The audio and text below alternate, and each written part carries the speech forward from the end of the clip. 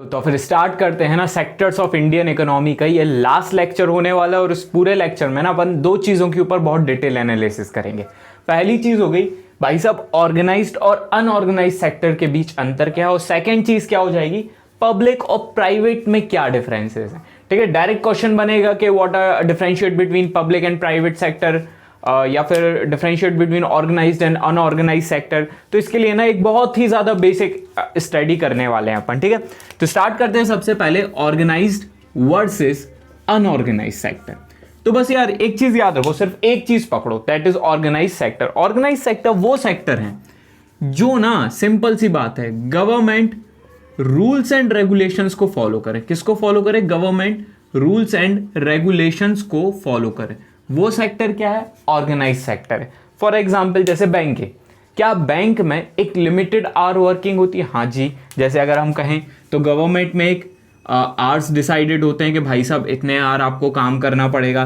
Government में एक date decide रहती है कि इस दिन आपको क्या मिलेगी, वेजेस मिलेगी, यानी फिक्स्ड वेजेस। पेड लीव रहती है। पेड लीव मतलब कि इमेजिन करो संडे है तो संडे की भी आपको पेमेंट मिलेगी। क्लियर हुई ये बात? ऐसा नहीं है कि संडे की पेमेंट कट जाएगी आपकी। लेकिन अगर वही कोई रिक्शा वाला है और रिक्शा वाला अगर संडे को काम करने नहीं गया तो उसके हाथ में क्या पैसा आने वाला है? बिल्कुल नहीं। तो ये चीज़ बहुत बेसिक है, याद रखना। ठीक है, पहले तो क्या आ गया कि लिमिटेड आवर की वर्किंग रहेगी, दूसरा क्या आ गया कि वेजेस फिक्स है, और तीसरा क्या आ गया पेड हॉलीडेज यहाँ पे देखने को मिलेंगी। ठीक है, इसके अलावा भी बहुत सारी चीज़ें जैसे मेडिकल फैसिलिटीज़ मिलेंगी आपको। ये हो गया फैसिलिटीज़। ठीक है, अगर इमेजिन कुछ भी अगर होता है तो उसका पूरा खर्च कौन उठाएगा? गवर्नमेंट उठाता है। फिर इंश्योरेंस आपको मिलता है, ये भी सेम चीज़ है। तो ये कुल मिला के वो चीज़ें हैं जिसमें गवर्नमेंट बैक्ड है भाई साहब। अब गवर्नमेंट बैक उनको कैसे करेगी? सर्टेन रूल्स एंड रेगुलेशंस लाके, सर्टेन एक्ट लाके। तो एक्ट कौन कौन से हो गए? जैसे फैक्ट्री एक्ट आ गया। फैक्ट्री एक्ट में क्या लिमिट कर दिया कि भाई साहब 14 साल से नीचे बच्चे, 14 नहीं 18 साल के नीचे के बच्चे फैक्ट्रीज में काम नहीं करेंगे।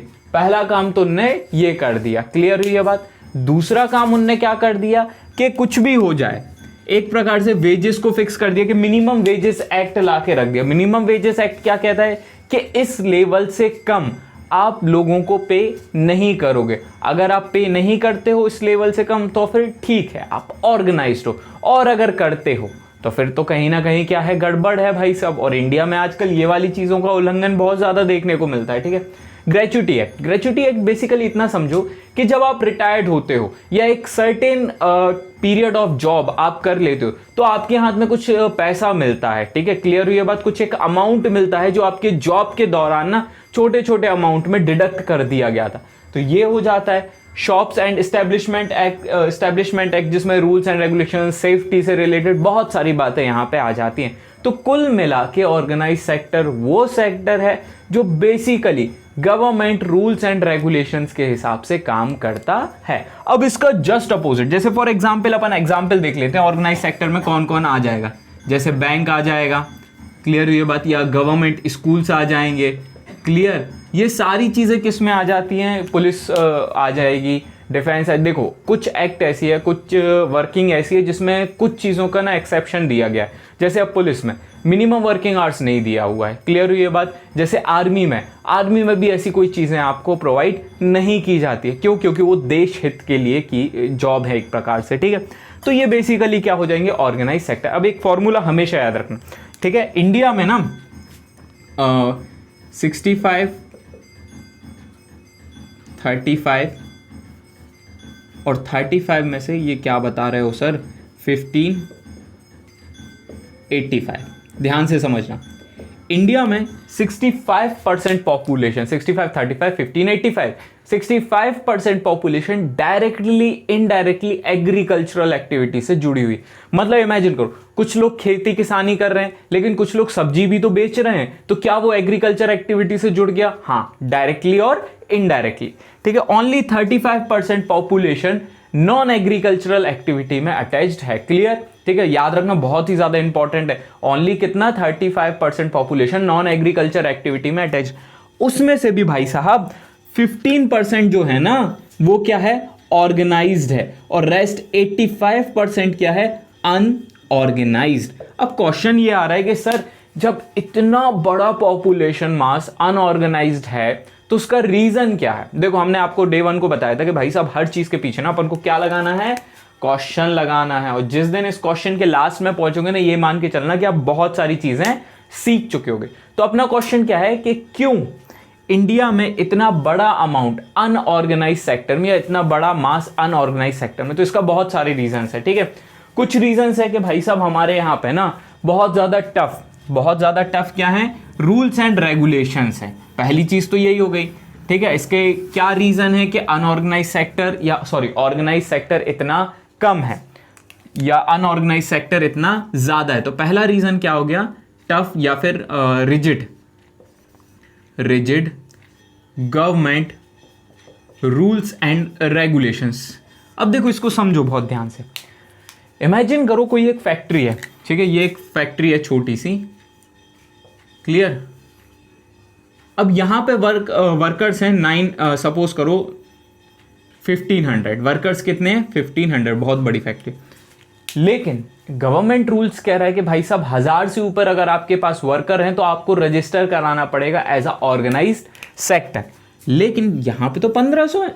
तो इसने क्या किया फैक्ट्री ने कि 1000 वर्कर्स पे अगर ये रजिस्टर कराती तो फैक्ट्री को लग जाते बहुत सारे लॉसेस। कैसे लॉसेस?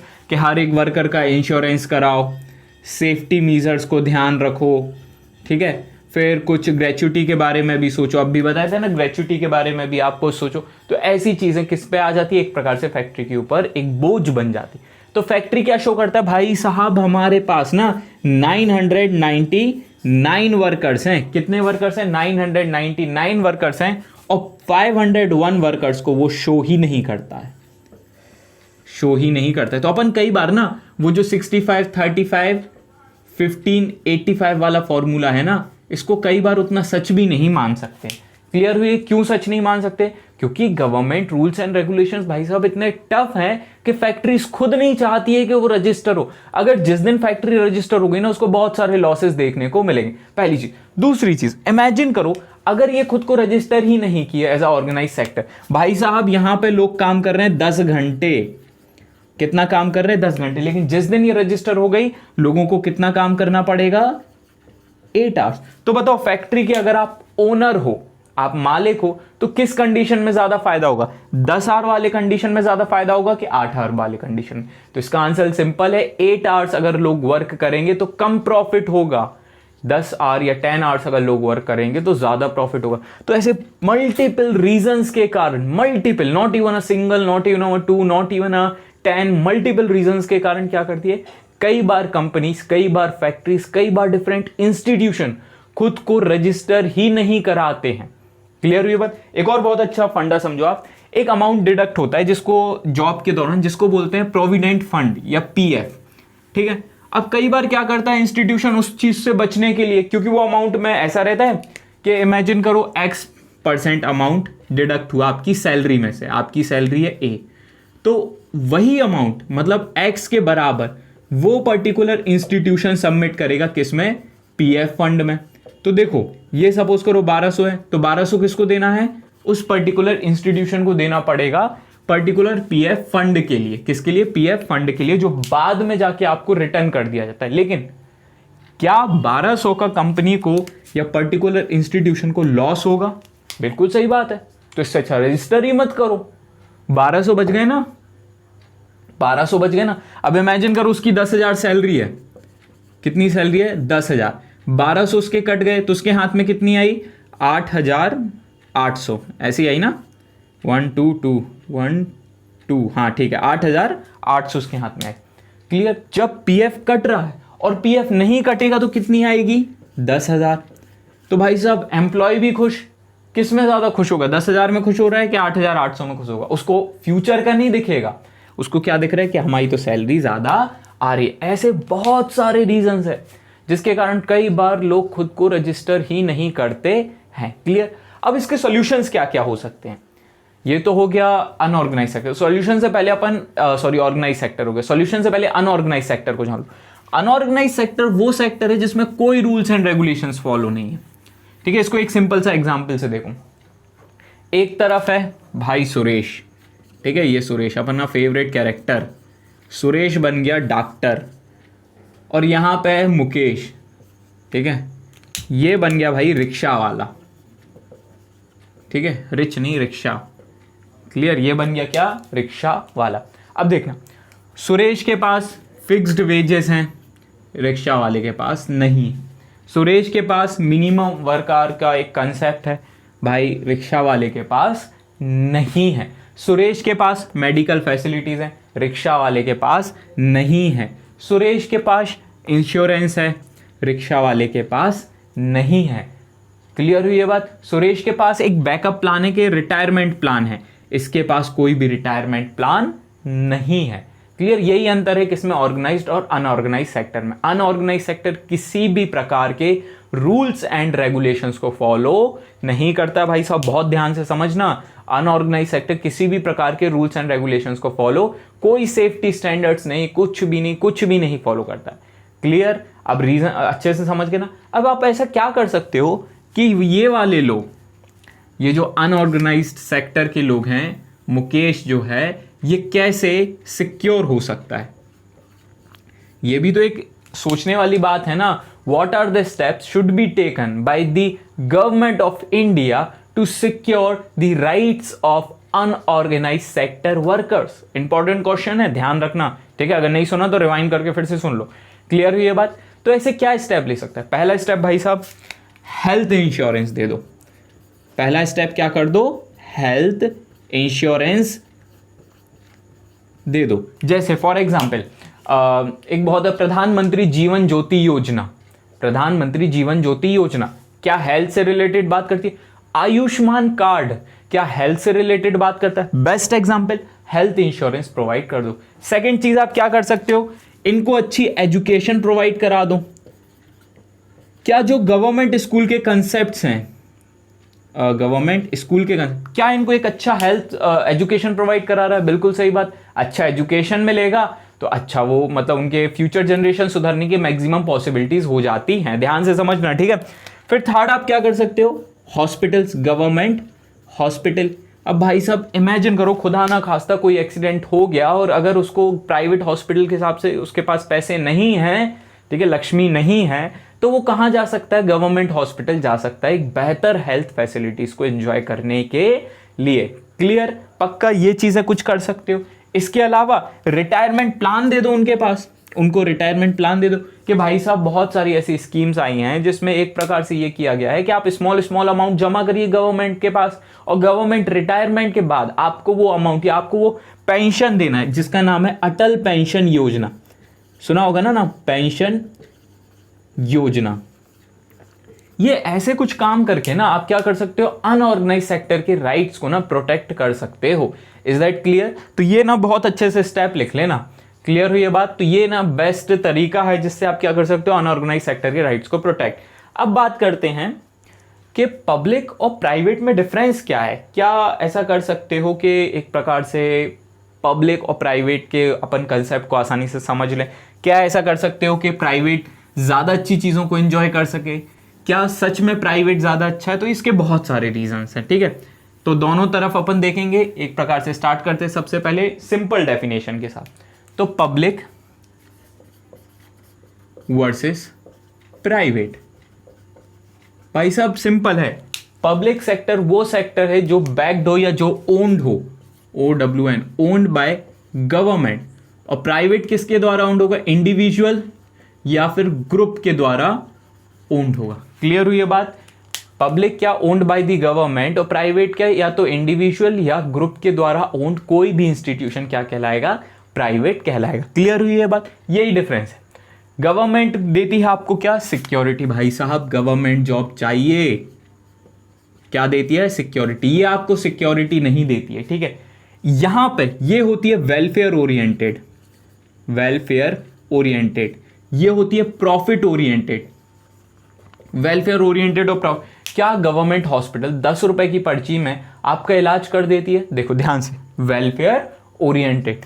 क्या प्राइवेट में 10 रुपए में इलाज होगा? भाई साहब पैरासीटामोल का पत्ता नहीं आता 10 रुपए में, ठीक है। क्लियर हुई ये बात? ये क्या हो जाएगा? Profit oriented. क्लियर? तो ये डिफरेंस हो जाता है पब्लिक और प्राइवेट में। पब्लिक में ऐसा नहीं, और भी बहुत सारी, ये गवर्नमेंट रूल्स एंड रेगुलेशंस को पूरी तरीके से फॉलो करेगा, ये ऐसे पूरी तरीके से तो फॉलो नहीं करने वाला। यहां पे आपके जो आइडियाज हैं, आपके जो इनोवेशंस हैं, क्लियर हुई ये बात, उसको एक प्रकार से प्रमोट नहीं किया जाएगा। क्लियर? ऐसे नहीं स्टाइफंड मिल गया आपको कि आपने एक नई मशीन तैयार की, उसके लिए आपको बोनस या स्टाइफंड अच्छा खासा मिल गया, लेकिन प्राइवेट में आपकी वैल्यू आप खुद डिसाइड करोगे। Is that clear? क्योंकि गवर्नमेंट में ना एक लिमिटेड सैलरी मिलने वाली है, यहां पे क्या देखोगे आप, लिमिटेड सैलरी, लिमिटेड सैलरी। यहां पे क्या है, अनलिमिटेड। जितना आपके पास कैपेसिटी है, जितना आपके पास पोटेंशियल है, अनलिमिटेड। क्लियर हुई ये बात? अनलिमिटेड मतलब जहां तक आप सोच सकते हो। अपने इंडिया में प्रेसिडेंट की सैलरी 5 लाख है, ठीक है, सॉफ्टवेयर इंजीनियर्स की सैलरी करोड़ों में है प्राइवेट में। तो भाई साहब यहां पे क्या है, अनलिमिटेड। ये क्योंकि क्या है, वेलफेयर ओरिएंटेड है काम। पब्लिक क्या है, वेलफेयर। जैसे पब्लिक की अगर बात करें तो बहुत सारे, हाँ, पब्लिक जैसे मोनोपोली रखा हुआ है एनर्जी पे। इंडिया में एनर्जी ज़्यादातर कौन बनाता है, एक प्रकार से पब्लिक बनाता है। रेलवे, ठीक है, रेलवे का नाम सुना है ना, क्या है, पब्लिक है। यहाँ पे अगर हम बात करें तो अदर सेक्टर्स, जैसे एग्रीकल्चर में फर्टिलाइजर से रिलेटेड हो गया, और भी इंफ्रास्ट्रक्चर डेवलपमेंट हो गया, ये बहुत सारे सेक्टर्स जो कि कौन ओन्ड किया हुआ है या प्री डोमिनेट है कहाँ पर, इस साइड, मतलब प्राइवेट उसमें प्री डोमिनेट हो जाता है। क्लियर हुई ये बात? तो ये डिफरेंस है पब्लिक और प्राइवेट के बीच में। अब एक चीज़ बताओ, क्या क्या रोल हो सकते हैं भाई साहब पब्लिक के और प्राइवेट के? तो पब्लिक के तो बहुत सारे, जैसे पहला इंफ्रास्ट्रक्चर डेवलप करना। क्या पब्लिक एक बहुत बेहतरीन इंफ्रास्ट्रक्चर डेवलप करके देता है? हाँ, बिल्कुल सही बात है, हाँ, ठीक है। अब हमारी हंसी ही आपको आंसर बता रही है, हाँ, मान लो, हाँ, बहुत अच्छा इंफ्रास्ट्रक्चर, मतलब रोड हो गया, डिफरेंट टाइप ऑफ बिल्डिंग्स हो गई, कोर्ट की बिल्डिंग्स हो गई, या हॉस्पिटल्स हो गई, ये सब इसमें आ जाएगा इंफ्रास्ट्रक्चर। क्या पब्लिक बैकवर्ड रीजन को डेवलप करता है? ये तो 100% है। क्या पब्लिक सेक्टर बैकवर्ड रीजन को डेवलप करता है? हाँ यार भाई, कौन जाएगा गांव में कैंप लगाने हेल्थ का, या एक अच्छा हॉस्पिटल बनाने, तो वो कौन जाता है? Public sector. क्या पब्लिक सेक्टर छोटे छोटे एमएसएमईज को बढ़ावा देता है? बिल्कुल सही बात है। छोटे छोटे एमएसएमईज को, जैसे कॉटेज इंडस्ट्रीज हो गई या बाकी अदर चीज़ हो गई, तो उसको काफ़ी ज़्यादा बड़ा आर्ट गैलरीज वगैरह ऑर्गेनाइज करके हेल्थ प्रोवाइड कराएगा, एजुकेशन प्रोवाइड कराएगा, और लास्ट में एक प्रकार से सोशियो इकोनॉमिक स्टैंडर्ड हर एक व्यक्ति का बढ़ाने की कोशिश करता है। कौन? Public sector. बस इतना ही समझ लो, इतना ही समझ। आज हर व्यक्ति किसकी बात करता है? भाई साहब गवर्नमेंट जॉब है कि नहीं है, पहले तो आप ये बता दो, बाद में हम आगे का सोचेंगे। क्लियर हुई बात? पहले क्या बात करेगा, गवर्नमेंट जॉब है कि नहीं है, बाकी जैसा भी हो चलेगा, दौड़ेगा। क्लियर? वो एक ऐड आई अभी रिसेंटली, ऐड नहीं है शायद, मीम्स है, उसमें एक तरफ ओरियो रहता है और एक तरफ बर्बन बिस्किट रहते हैं और एक तरफ पार्ले जी रहता है। तो वो सब ऐसी बहस चलती रहती है, पार्ले जी भग जाओ यहाँ से, तुम क्या हो? तो पार्ले जी बोलता है मेरे पास गवर्नमेंट जॉब है। तो वो लोग बिल्कुल ऐसे पिघल जाते हैं कि oh my God, government job, क्योंकि ये चीज़ ना क्या प्रोवाइड करा रही है? सिक्योरिटी। Security of what? भाई साहब गवर्नमेंट जॉब लेना जितना कठिन है ना, उससे कहीं ज़्यादा टफ होता है आपको उस जॉब से बाहर निकालना। Getting my point? जितना टफ है ना, उससे कहीं ज़्यादा टफ है आपको सर्विस से बाहर निकालना। ठीक है, तो ये क्या हो गया, एक प्रकार से पब्लिक सेक्टर की इंपॉर्टेंस हो जाती है। तो यहाँ पे अब क्वेश्चन जैसे आपको लिखना है 2-3 के पब्लिक और प्राइवेट में डिफरेंस कर दो, ऑर्गेनाइज्ड अनऑर्गेनाइज्ड में डिफरेंस कर दो, या फिर ये बता सकते हो what are the roles, different roles of public sector, या what are the benefit that are associated with the public sector. ये आप क्वेश्चन डील अच्छे से कर सकते हो। ठीक है, ऐसे बहुत सारे क्वेश्चन है। या व्हाट शुड द स्टेप, या what government of India should take the step to promote the unorganised sector. Clear हुई ये बात? तो यहाँ पे अपना ये चैप्टर, ये लेक्चर पूरी तरीके से खत्म होता है। हाँ, कुछ टाइम बाद वन शॉट रिवीजन आपको मिल जाएगा और साथ ही साथ नोट्स आपके डिस्क्रिप्शन में कुछ टाइम बाद अवेलेबल हो जाएंगे। That's all for today. Have a nice day. Tata, bye bye. Share और लाइक करना जरूर कर देना, चलेगा। ठीक है, बाय बाय।